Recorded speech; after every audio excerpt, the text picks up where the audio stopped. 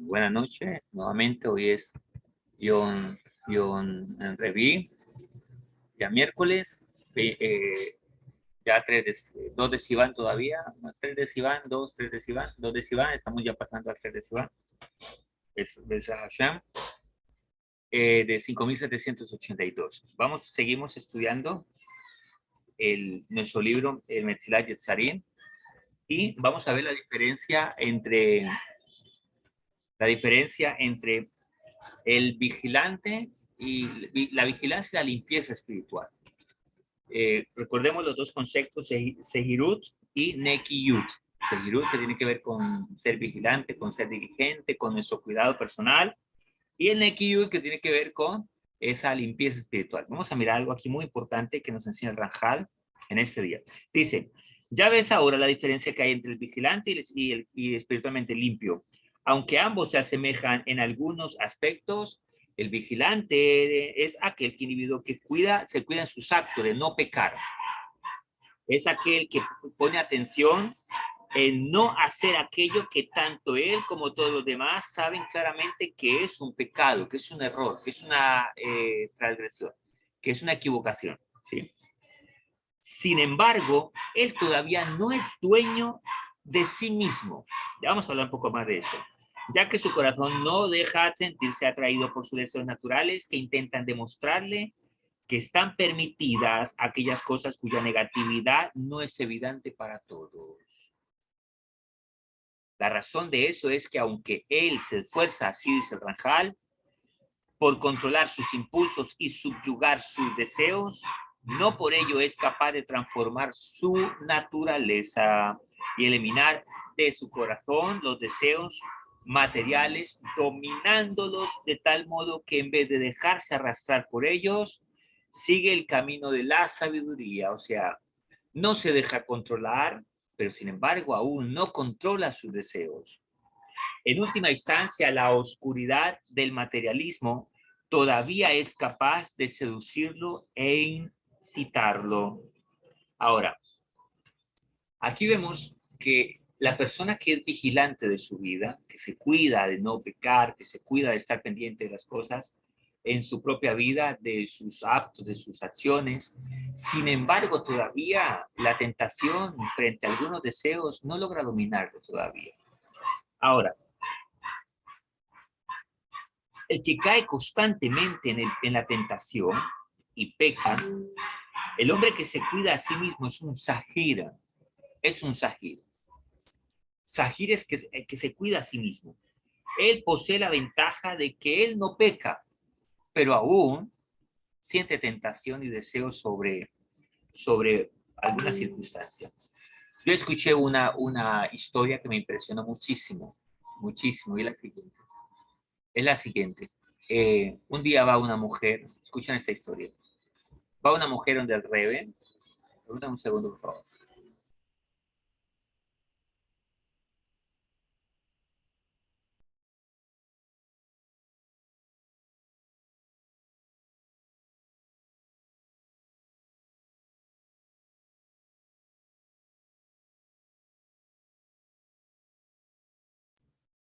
Escuchen la siguiente historia que el, el, la escuché de una mujer que va donde el Rebe y le dice, mi esposo tiene una tendencia homosexual. Y él me dice que nunca me va a amar a mí completamente. Pero él lucha con esa tentación. Y le dice la mujer, pero mi esposo es un sádico, o sea, una persona justa. La pregunta es, si tiene tentaciones homosexuales, ¿cómo es un sádico? Le dice la mujer, escuche esto, con todo y con todo, hemos tenido 5 hijos y él nunca ha sucumbido, nunca ha caído en ese pecado. Porque siempre lucha, aunque dice que no me puede amar 100%, me trata con honor y me respeta y lucha con él. Eso es lo que está hablando. Una persona puede decir, yo no miro mujeres, por ejemplo, pero lucha con eso, pero no lo hace. ¿sí? Esa es la batalla. O una mujer dice, yo lucho tengo la tentación de hablar mal de alguien, pero no lo hago, no lo hago, pero lucho contra eso. A eso se refiere acá. Ese Zahir, el que se cuida a sí mismo, no peca, aunque otros de repente sí se resbalan, porque falta un poco en esa vigilancia, en ese autocuidado de uno mismo. Alguien me dijo una vez, siempre cuídate de ti mismo primero, de no ser eliminado en el contexto. Eh, a veces, cuando una persona no es tan atenta a su contexto, termina descuidándose a sí misma. ¿Por qué? Porque a veces, por ejemplo, alguien puede llegar a pensar, pero ¿esto qué problema tiene? ¿Qué problema tiene irme a tomarme una cerveza en una cantina con un amigo? Es una cerveza, ¿eso qué tiene de malo? No puede mirar el peligro que pueda haber más allá de esa situación, lo que le pueda llevar, lo que le pueda conllevar ese punto, esa situación le puede desencadenar en otras. ¿Por qué? Porque carece de vigilancia. Una persona puede decir, bueno, de repente es una miradita nada más, de repente solo son 100 pesos lo que me voy a robar. Eso no le va a hacer pobre a nadie, pero un pecado pequeño trae un pecado mayor.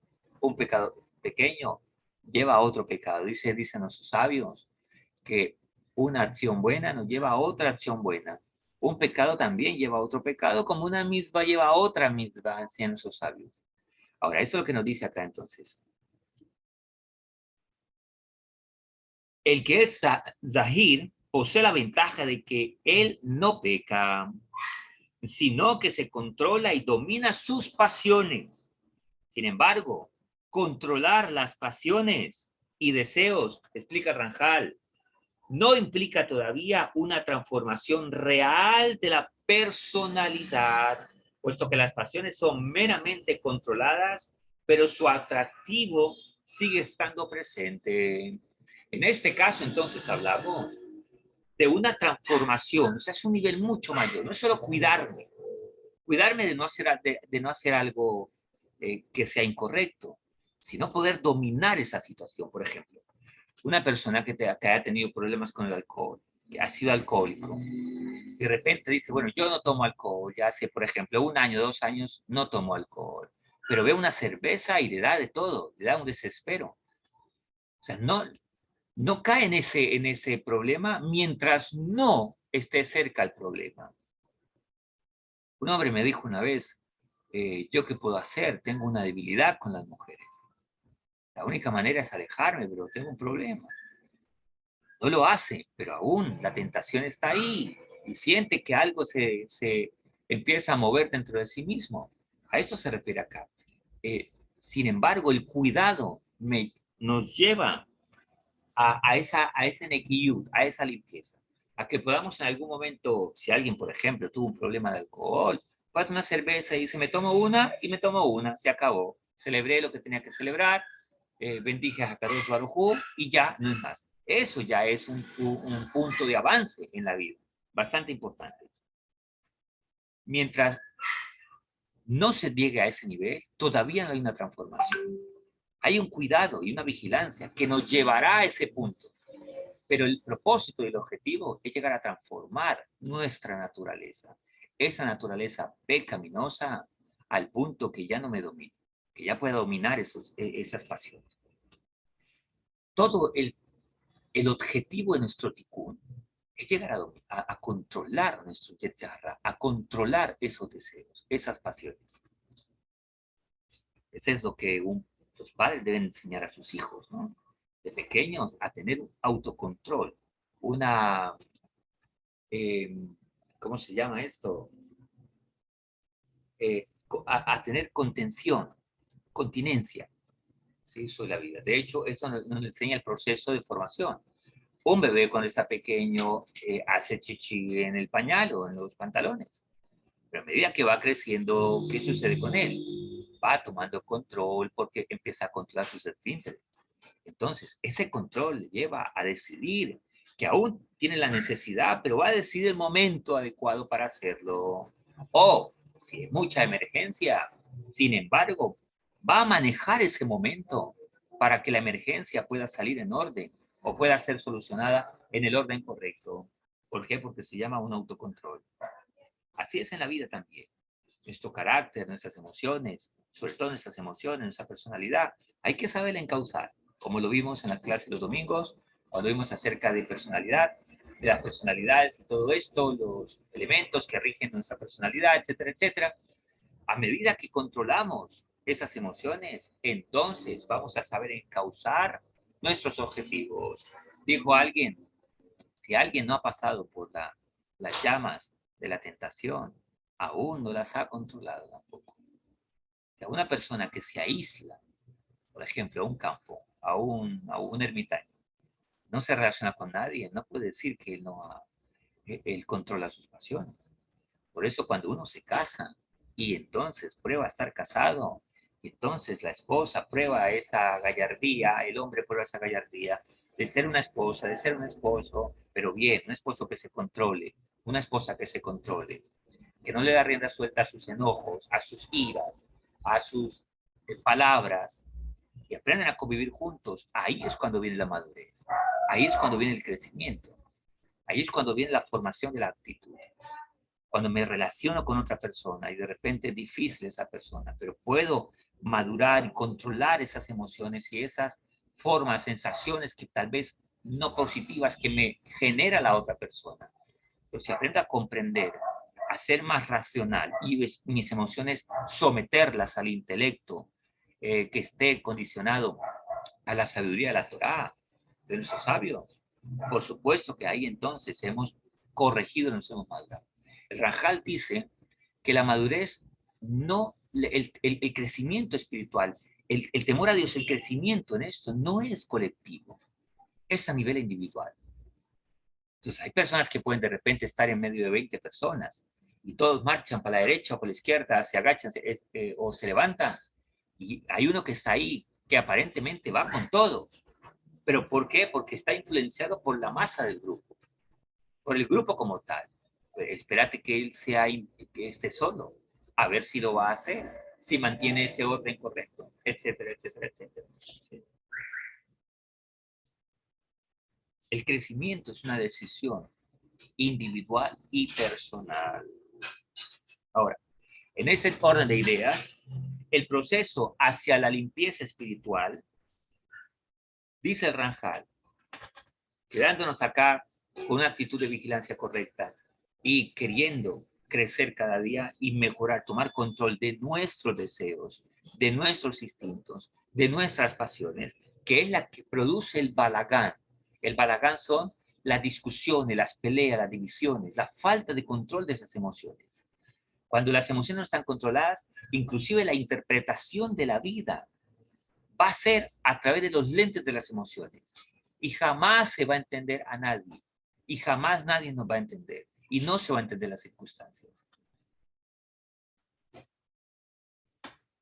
Dice el Ranjal, sin embargo, después de que el individuo se ha habituado a ejercitar la vigilancia, como ya lo hablamos, de sí mismo durante mucho tiempo, o sea, se acostumbró a darse ese cuidado personal.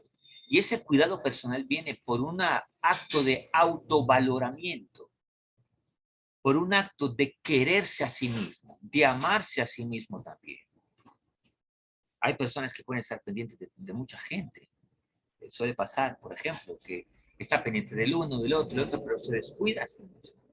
Cuando yo mismo me doy importancia a mí mismo y cuido mi alma, cuando tengo conciencia de que no soy esto, sino que dentro de este cuerpo está un alma, que ese soy yo realmente. Ahí está mi esencia.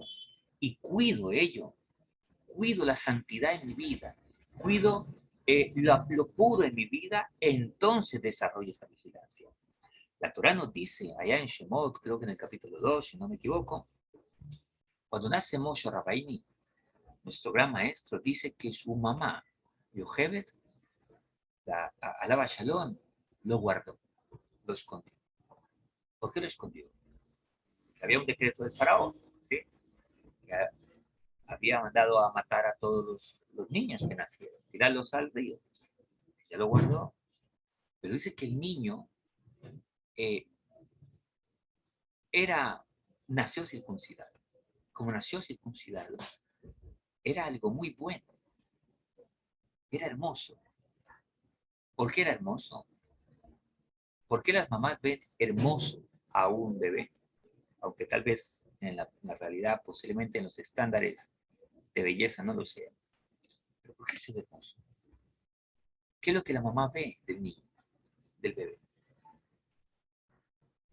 ¿Por qué lo guardó la mamá? Yo creo porque era bueno, porque era hermoso. ¿Qué ve la mamá? ¿Qué ven las madres? Ven el alma. No hay comportamiento, no hay antecedentes de historia de esta parte física que son a través de la conducta. Un bebé no ha hecho nada todavía. Entonces, ¿de dónde sale toda esa gracia? Del alma, nada más. Del alma. Por lo tanto, cuando aprendemos a tener conciencia que Toby May, que mi querido Eddie, Silvi, y él, todos los demás, no son este cuerpo físico que vemos, sino un alma dentro de este cuerpo. Un palacio no es un palacio, sino por el rey y la reina que hay dentro. Si el rey y la reina salen, se van, ese palacio se pierde la vida, se pierde la esencia. Somos la persona que vivimos dentro, el alma que vivimos dentro. Y cuando somos conscientes de esa alma, somos conscientes de que ese verdaderamente soy yo, entonces cuidaremos esa esencia. Entonces el esposo, cuando ve a la esposa mal geniada, las esposas se ponen de mal genio, a veces, ¿no? Cuando la esposa ve al esposo, tal vez no sonriendo, va a entender que es un asunto que está en sus instintos, pero que esa persona no es él, no es ella, porque la esencia de su alma es otra. ¿Qué es lo que tiene que hacer? Limpiar, corregir, dominar, sacar tal vez esa mancha, eso que sobra de la vida, hasta que la esencia de adentro se exprese afuera. El hombre inteligente, cuando ve un pecado, por como se acostumbró a vigilarse a sí mismo, un zahir, y ve, por ejemplo, como dice el proverbio, el rey Shlomo, que dice, ay, mira el tonto, que ve a la mujer ajena y ¿qué hace el tonto? ¿Quién es el tonto? El que no piensa, el que no analiza, porque como no se vigila a sí mismo, entonces la derecha le da lo mismo que la izquierda. Entonces él ve una mujer ajena y ¿qué hace? Se va atrás de ella. ¿Por qué? Porque todavía como no se vigila, entonces no tiene conciencia de que él no es cuerpo, él es alma. Pero eso que está persiguiendo es simplemente un deseo de su cuerpo, pero no de su alma. Cuando una persona, cuando nos paramos en nuestra esencia, que es nuestra alma, entonces vamos a saber definir esto sí, esto no. ¿Por qué? Porque esto conviene a mi alma o esto no conviene a mi alma. ¿Por qué? Porque soy bueno y hermoso y quiero cuidar esa hermosura. ¿Quién que tiene un diamante que vale millones de dólares? Lo va a usar en cualquier maleta, en cualquier cofre. Lo usa en algo especial. Pero ese cofre no vale si no es por el diamante que hay dentro. Pero el diamante que hay dentro hace que el cofre lo hagan hermoso para que represente lo que hay dentro, la belleza de lo que hay dentro. Entonces, cuando somos conscientes de esa esencia de nuestra alma, ahí es cuando voy a decidir en base a ese que soy yo, o sea, mi alma, no en base a mi cuerpo. Hace a diferencia que hace el tonto, todo lo que decide es en beneficio de su cuerpo. O sea, va para aquí y para allá cometiendo un pecado tras otro porque es un tonto, porque quiere alimentar el deseo de su cuerpo. Ah, pero ¿qué cosa del cuerpo hay que cuidar entonces? Bueno, la salud, ¿para qué? Para que entonces mi alma permanezca en este cuerpo. Porque con mi cuerpo necesito seguir haciendo cosas que benefician mi alma, como son mandamientos, como es dar, Como es amar a la esposa, amar al esposo, educar a los hijos, hablar de Torah, etcétera, etcétera. Un alma no viene y hace eso si no es a través de un cuerpo. Ah, pero lo definimos en base del alma para el cuerpo y no del cuerpo para el alma. Todo depende de dónde está nuestra conciencia. ¿Qué le dijo Hakadosh Baruj Hu a Adán cuando cometió un error? Dijo, Ayeka, ¿dónde estás, Adán? ¿Dónde estás, Adán? Ahora la pregunta aquí es, ¿qué hacen nuestros sabios? ¿Acaso Adán no sabía, Hashem, perdón, no sabía dónde estaba Adán? Por supuesto que sabía dónde estaba Adán. Entonces, ¿de dónde viene la pregunta? ¿Dónde estás? Se refiere, dice nuestro sabio, a una posición. ¿De una posición de qué? ¿De un primer piso? ¿De un tercer piso? ¿De un cuarto piso? ¿A qué se refiere? ¿A qué posición se refiere? Se refiere a una posición, se refiere a una posición de conciencia. O sea, te dejé en un estado de conciencia. ¿Por qué estás en otra?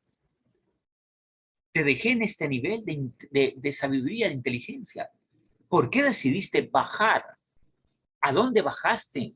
De aquí bajaste aquí, o sea, de tu sabiduría bajaste a tus instintos. Porque los animales no están acá, ellos están en los instintos. Los animales no piensan, reaccionan a sus instintos, la cual no pueden dominar y no pueden superarse. Es la diferencia que tenemos con los animales. Nosotros sí podemos superarnos. Podemos decidir esto sí, esto no. Podemos decidir el tiempo y el momento, de acuerdo a la voluntad de Hakadosh.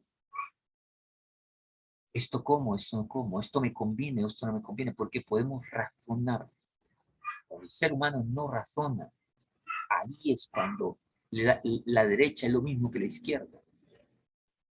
¿Cuándo viene a darse cuenta que ha cometido un error? Cuando el mismo pecado azota al ser humano. Semejante a la persona que va caminando y cuando se cae en el hueco dice, esto duele. Los niños son así porque no razonan todavía. Por eso el niño ve el hueco allá y mete el dedito, y de repente se electrocuta y entonces él dice, esto duele.